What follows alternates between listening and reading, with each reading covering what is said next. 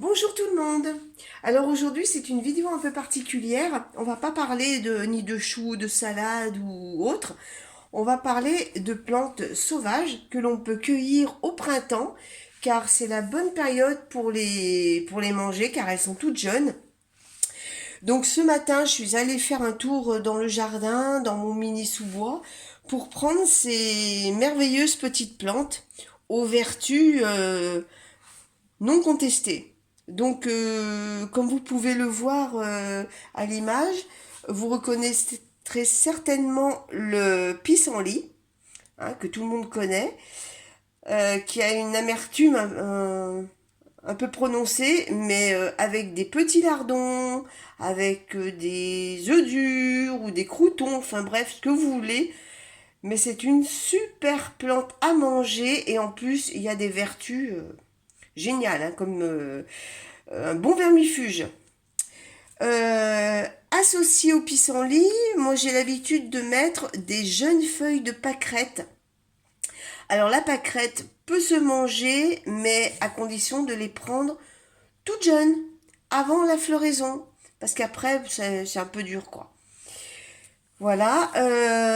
Il y a aussi de la cardamine hérissée. Alors là, j'en ai trouvé qu'une toute petite.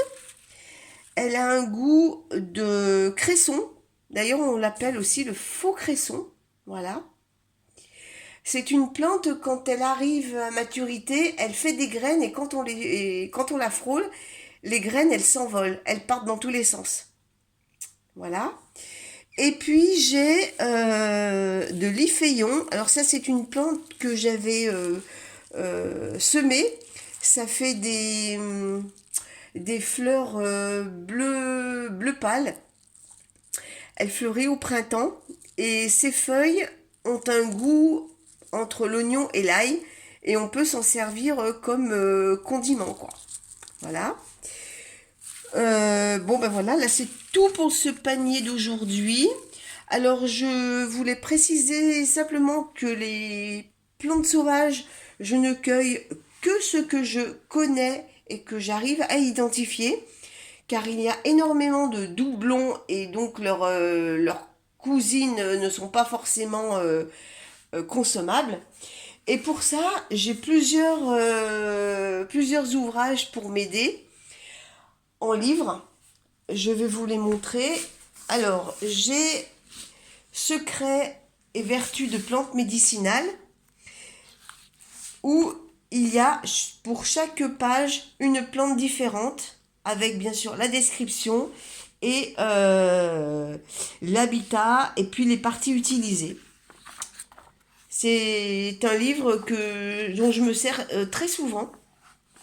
Parallèlement à ça, j'ai des petits livres que je peux emmener dans le jardin, hein, avec moi. C'est le petit guide des plantes sauvages comestibles.